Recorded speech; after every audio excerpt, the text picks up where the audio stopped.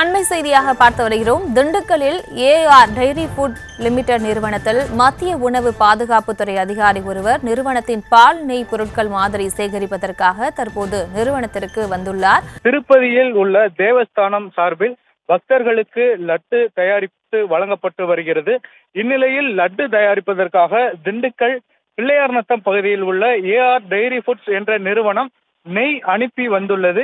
இதற்கிடையே தற்பொழுது லட்டு தயாரிக்க பயன்படுத்த அனுப்பி வைக்கப்பட்ட நெய்யில் விலங்கின கொழுப்பு கலக்கப்பட்டதாக தற்பொழுது சர்ச்சை வெளியாகி பெரும் பரபரப்பை ஏற்படுத்தி வரும் நிலையில் தற்பொழுது திண்டுக்கல்லில் உள்ள ஏஆர் டைரி ஃபுட்ஸ் நிறுவனத்தில் மத்திய உணவு பாதுகாப்புத்துறை அதிகாரி பால் பொருட்கள் மற்றும் நெய் ஆகியவற்றை சோதனை செய்வதற்காக தற்பொழுது நிறுவனத்திற்கு வந்துள்ளார்.